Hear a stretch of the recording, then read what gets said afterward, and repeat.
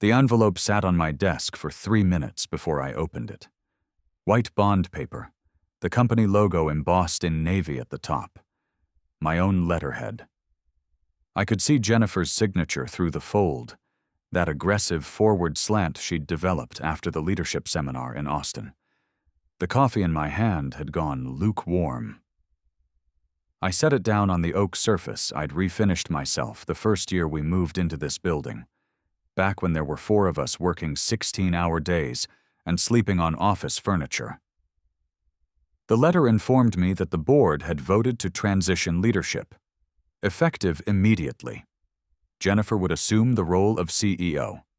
I would be offered a consulting position at 60% of my current salary. My equity would be diluted under the terms I'd signed 3 years ago when we brought in outside investors. They thanked me for my service and vision. The word founding appeared twice. The word legacy appeared once. I folded the letter and placed it back in the envelope. Outside my window, the parking lot was full. It was Tuesday, 10:30 in the morning. Everyone was at their desks. No one had said a word to me about any of this. I am 47 years old. I built the agency from a laptop in my garage after my marriage ended, and my daughter went to college. For 11 years, I cultivated every client relationship with the kind of patience you learn when you've lost things that mattered. I never shouted in meetings. I never demanded loyalty through intimidation. I paid people well and on time. When Jennifer joined as a junior account manager 6 years ago, I personally trained her on how to listen to clients instead of pitching them. When Marcus came on board to run creative, I gave him equity because his work was that good, and I wanted him to stay. When David joined as CFO 2 years ago, I trusted his assurances that bringing in growth capital would let us scale without losing our culture. I had been careful. I thought I had been careful. The office felt the same as it always did. The hum of the HVAC, the muted keyboard sounds, someone laughing in the conference room. I could see through the glass wall that separated my office from the main floor. 22 people were working on campaigns I had either landed or overseen. Half of them avoided looking in my direction. The other half didn't know yet.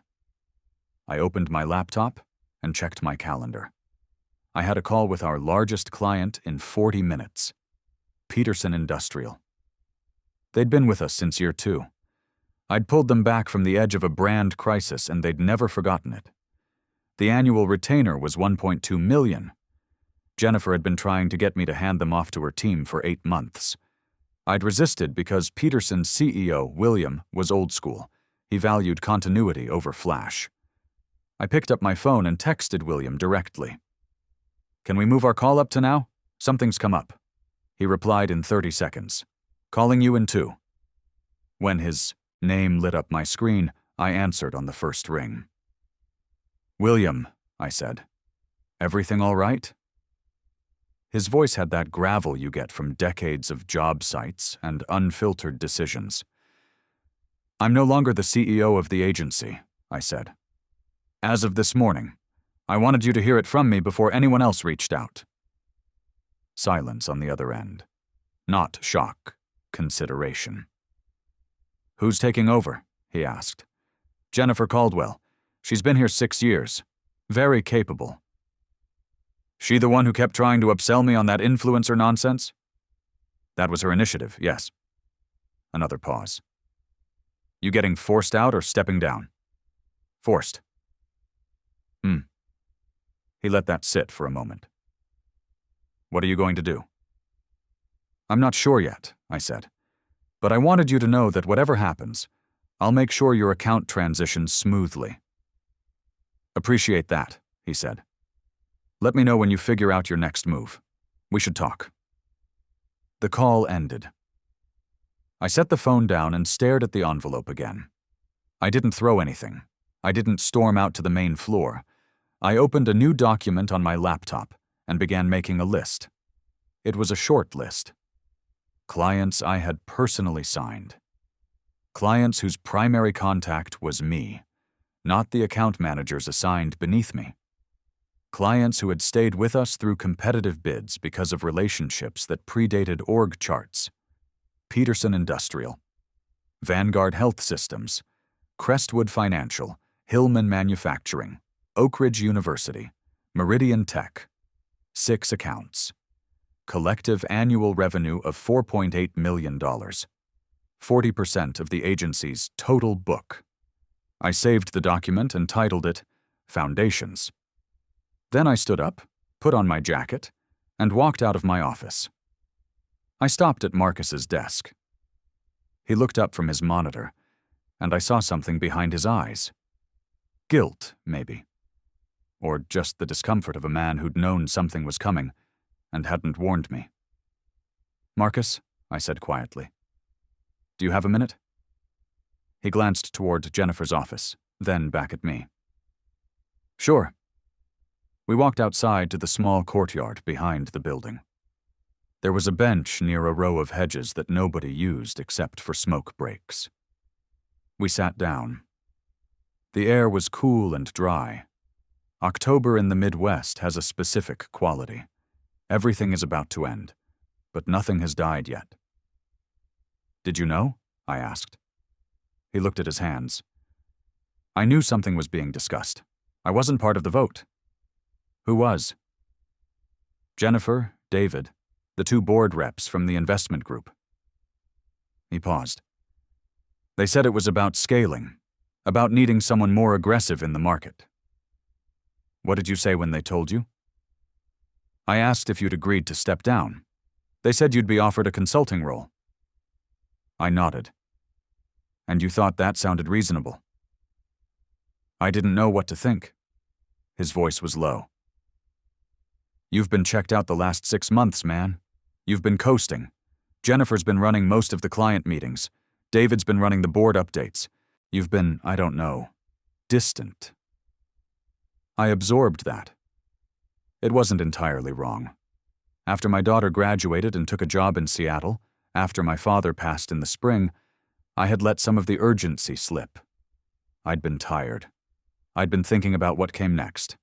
I'd stopped fighting for every inch of territory because I thought the foundation was secure. "Fair enough," I said. Marcus looked at me, surprised. "You're not pissed?" "I'm something," I said. "But pissed isn't the right word." I stood up and extended my hand. He shook it. "Good luck, Marcus," I said. "You're talented. Don't let them waste that." I walked back through the building, collected my briefcase and the photo of my daughter from my desk, and left. No one stopped me. No one said anything. Jennifer's door was closed. I could see her through the glass, sitting at her desk, talking on the phone. She didn't look up. The drive home took 12 minutes. I live in a small house I bought outright 4 years ago, when the agency had its first truly profitable year. 2 bedrooms, a study, a garage I'd converted into a wood shop. The mortgage I'd carried for most of my adult life was gone. My daughter's college was paid for. I had savings. I sat in my kitchen and made another pot of coffee. The house was quiet. The light came in through the window over the sink and landed on the counter in a clean white block. I thought about William's voice on the phone. I thought about the list I'd made. Then I called my attorney. His name was Ben Kerrigan. We'd worked together on contract reviews for years. He picked up on the second ring. "Ben," I said, "I need to understand my non-compete." "What happened?" I told him. He listened without interrupting, which is one of the reasons I kept him on retainer. When I finished, he said, "Pull up your operating agreement and your most recent equity docs. Email them to me. I'll have an answer in 2 hours." I sent the files and poured another cup of coffee. I didn't pace. I didn't check the company Slack or my work email. I sat in the study and opened a blank notebook. I wrote the word "next" at the top of the first page. Underneath, I wrote 3 principles. 1. Small and surgical. No overhead I couldn't manage alone. 2. No pitching. Only relationships that already existed. 3. No revenge. Just better work. Ben called back 90 minutes later. Your non-compete is narrow, he said. It prevents you from soliciting employees for 12 months. It prevents you from working with any client the agency currently serves under contract for 12 months. But here's the thing. If a client approaches you, that's not solicitation. If a contract expires and they choose not to renew, you didn't interfere. And if you start a separate entity with no employees, you're not violating the structure clause. So if I start a solo consultancy, I said slowly, and a former client reaches out to me after their contract ends, that's clean. Correct. You can't call them. You can't email them first. But if they find you, that's their decision. What if I let people know I'm available without naming names? Put up a website, update your LinkedIn, that's not solicitation, that's information. I thanked him and hung up. Then I checked the contract database I still had access to. I knew most of the renewal dates by memory, but I wanted to confirm. Peterson Industrial's contract expired in 45 days. Crestwood Financial renewed every quarter. Their current term ended in 30 days. Vanguard Health Systems was on a rolling annual that came up in 60 days. I opened a new browser and registered a domain. My name, followed by advisory. Simple. Clean. I built a single-page website in 3 hours using a template I found. No images, no testimonials, just a brief paragraph about my experience, my philosophy, and my availability for strategic consulting. I didn't mention the agency. I didn't mention Jennifer.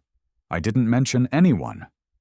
The text read, For over a decade, I've helped companies build brands that last by focusing on relationships over transactions.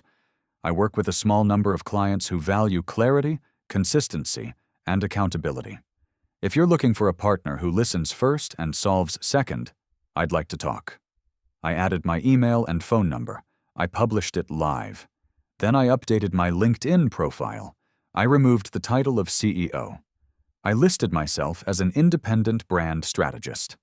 I posted a brief note. Starting a new chapter. Grateful for the last 11 years and excited for what's next. If we've worked together before and you'd like to reconnect, I'm here. I didn't tag anyone. I didn't attach a link. I just let it sit. Within an hour, I had 6 messages. 4 were from people offering condolences or asking what happened. 2 were from clients. 1 was from William Peterson. Saw your post. Let's talk Thursday. The other was from Alan Mercer, the VP of Marketing at Crestwood Financial. Hey, heard some news. Coffee next week? I replied to both with brief confirmations and suggested times. Then I shut my laptop and went into the garage. I had a dining table I'd been building for my daughter's new apartment. The legs were already shaped and sanded. I needed to finish the joinery. I put on my apron, turned on the work light, and spent 3 hours doing something that required my hands and nothing else. That night, I slept better than I had in 6 months. Thursday morning, I drove to a diner 20 minutes outside of town. William was already in a booth near the back. He had coffee in front of him and a menu he wasn't looking at. When I slid into the seat across from him, he pushed a second cup toward me. Black, no sugar, he said. You remember. I remember a lot of things. He leaned back and folded his arms. Jennifer called me Tuesday afternoon. Gave me the whole song and dance about new energy and expanded capabilities. Wanted to schedule a strategy session. What did you say? I told her I'd think about it. He paused. Then I called David. Asked him what the hell happened. And? He said you weren't committed anymore. Said you'd been phoning it in. Said the board felt the company needed someone with fire. I nodded slowly. That's one version. Yeah. William's eyes were steady on mine. Here's what I know. You pulled my company out of a brand crisis when we had a recall that could have sunk us. You didn't outsource it to some junior team. You personally rewrote every public statement and sat on calls with our legal team at 2 a.m. You never billed us for half those hours. You never reminded me I owed you. You just did the work. I didn't say anything. Jennifer's good at selling, William continued. But I don't buy from salespeople. I buy from people who've bled with me. He picked up his coffee. So here's my question. What are you doing now? Smaller operation, I said. Just me for now. I'm working with a limited number of clients who want someone who's accountable and available. No layers, no account managers who don't know the history, just the work. He set his cup down. Our contract's up in a month. I'm not renewing with Jennifer. I can't solicit you, I said. That's in my non-compete. I'm not being solicited. I'm deciding where to spend my money. He leaned forward. Can you handle a retainer the size of ours? Yes. Then send me a proposal. Keep it simple. Keep it honest. I'll have my team review it, but unless you're trying to rob me, we're moving. We shook hands in the parking lot. I sat in my car for a few minutes afterward and watched the highway. The first truck rolled past, then a sedan, then another truck. Everything kept moving. Alan Mercer met me for coffee 3 days later. The conversation was shorter. He told me their renewal was coming up, and they'd been unhappy with response times. He said Jennifer had been pushing expensive add-ons they didn't need. He asked if I was taking on new work. I said yes. He said he'd send a contract over. That afternoon, I received an email from Sarah Lim, the chief of staff at Vanguard Health Systems. The subject line read, "Exploring options." She wanted to meet in person. We met at her office downtown. It was a glass tower with views that made you feel competent just standing in them. Sarah had been with Vanguard for 12 years. I'd worked with her on 3 major campaigns, including a rebrand after a merger that could have alienated half their patient base. She was meticulous and direct. I liked her. I heard you left the agency, she said after we sat down. I was asked to step aside, I said. They offered me a consulting role. I declined. Good. She smiled slightly. I never liked the way Jennifer talked to my team. She treated us like we didn't understand our own industry. She's enthusiastic, I said carefully. She's condescending. Sarah opened a folder on her desk. Our contract renews in December. I've already told David we're going out to bid. I'm telling you now because I want you to submit a proposal. Not the agency. You. I appreciate that, I said. But I need to make sure it's clear that I'm not soliciting this. If you're reaching out to me because... I'm reaching out to you because I want to work with you, she interrupted. Not a brand, not a pitch team. You. If that's a problem legally, then I'll wait until the contract expires and call you the next day, but I'm not renewing with them. I nodded. Then I'll send you a proposal next week. She stood and extended her hand. I'm glad you're doing this. The agency lost something when they lost you. By the end of October, I had 4 signed contracts: Peterson, Crestwood, Vanguard, and a smaller manufacturing client who'd been with me since the 2nd year. The total annual value was $3.1 million. I was working from my kitchen table and a co-working space I rented by the day when I needed to meet someone in person. My overhead was almost nothing. My margins were better than they'd ever been at the agency. I didn't gloat. I didn't post about it. I just worked. Jennifer called me once. It was early November, a Wednesday evening. I was in the garage, finishing the table for my daughter. My phone rang and I almost didn't answer. Hello, I said. It's Jennifer. Her voice was tight. We need to talk. All right. You're stealing our clients? I set down the chisel I was holding and walked into the kitchen. I put the phone on speaker and poured a glass of water. I'm not stealing anyone, I said. I'm accepting work from people who reached out to me. That's a violation of your non-compete. No, I said, it's not. I've had my attorney review every engagement. I haven't solicited anyone. I haven't contacted any current clients. I've responded to inquiries. That's allowed. You're killing us, she said, and there was something raw in her voice now. We've lost 40% of our revenue in 6 weeks. I didn't take anything, I said. They chose to leave. Because you built the relationships. Because they don't trust us. Then build new relationships, I said quietly. That's what I did. She was silent for a moment. When she spoke again, her voice was colder. David wants to sue you. He can try, I said. But he won't win, and it'll cost him more in legal fees than he'll recover. Tell him to save his money. You're destroying what you built. No, I said. I built something solid. You assumed you could replace the foundation without consequences. That's on you.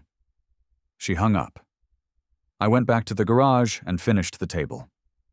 The next day, I received an email from David. It was formal and brief. The agency was exploring legal options regarding my conduct. They expected me to cease all client-related activity immediately. They demanded a list of everyone I was currently working with. I forwarded the email to Ben. He called me an hour later. Let me handle this, he said. Don't respond. Don't engage. If they want to sue, they'll file. Until then, it's just noise. Will they file? Probably not. They don't have a case. And if they do file, we'll win, and they'll look petty. But I'll send them a formal response outlining the law and letting them know we're prepared to defend. Thanks, Ben. One more thing, he said. You should think about formalizing your operation. Get an LLC. Open a business account. Make this look less like you're freelancing and more like you're running a legitimate business. I took his advice. I filed the paperwork that week. I named the company Foundations Advisory. I opened an account, set up invoicing software, and hired a part-time bookkeeper. I wasn't hiding. I was building. By mid-November, I'd signed 2 more clients. One was a referral from William. The other was a university system I'd worked with briefly 2 years ago. They'd left the agency after Jennifer pushed them toward a rebrand they didn't want. When they saw I was independent, they reached out. I hired a contract designer I'd worked with before. She handled visual work on an as-needed basis. I hired a writer I trusted for content projects. I kept everything lean and relational. No full-time hires, no office lease, no overhead that couldn't scale down if a client left. The work was better. The clients were happier. I was sleeping through the night.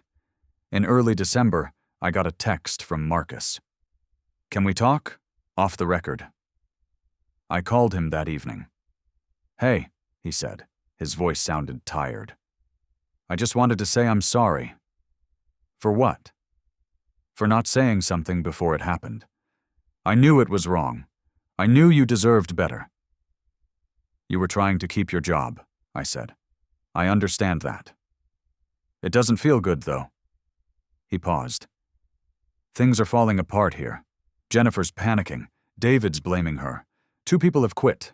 The board's asking questions. I'm sorry to hear that, I said, and I meant it. Are you hiring? I stopped walking. I was in my driveway, looking at the sky. The stars were out. It was cold. I'm not, I said. I'm staying small, but I'll keep you in mind if that changes. Yeah, okay. He sighed. Take care of yourself, man. You too, Marcus. The holidays came.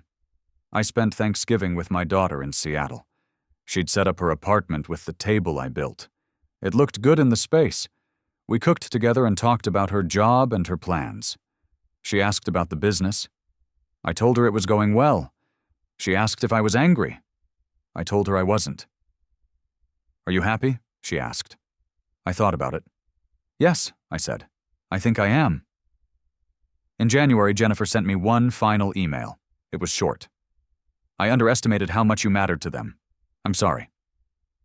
I didn't reply. By February, Foundations Advisory had 8 clients. Annual revenue was just over $4 million. I'd hired one full-time associate, a young woman who reminded me of Jennifer before the ambition turned sour. I trained her the way I'd trained. Everyone, listen first, solve second, build trust over time. The agency Jennifer ran survived, but it was smaller now. They'd lost half their clients. David left. The investors were unhappy. I heard through a mutual contact that Jennifer was looking for a buyer. I didn't take pleasure in it. I didn't feel vindicated. I just kept working. One afternoon in March, I got a call from William. He wanted to grab lunch. We met at the same diner. "I've been thinking," he said after we ordered. "You should scale this thing, hire a team, go after bigger contracts." I shook my head. "I don't want to build another agency. I want to do good work for people I respect. That's enough." He studied me for a moment. "You've changed." "Maybe." I thought about it. Or maybe I just figured out what I actually wanted. We ate in comfortable silence for a while. When the check came, he grabbed it before I could. "You've earned this," he said. "Not just the work, the peace." I thanked him and drove home. The house was quiet. The light was good. I opened my laptop and checked my calendar. I had 3 client calls scheduled for the next day. I had a proposal to finish. I had a contract to review. It was enough. I leaned back in my chair and looked out the window. The yard was still brown from winter, but you could see the green starting to come through in patches. Everything was about to begin again. I'd been voted out by people I trusted. I'd lost the company I built, but I hadn't lost the thing that mattered. The relationships were still mine. The work was still mine. The integrity was still mine. They could take the title. They could take the office. They could take the logo on the door. But they couldn't take what I'd built with my hands, one client at a time, over the course of a decade. That belonged to me. And when they tried to keep it without me, it walked out the door. Not because I stole it, because I earned it. And that, in the end, was the only foundation that mattered.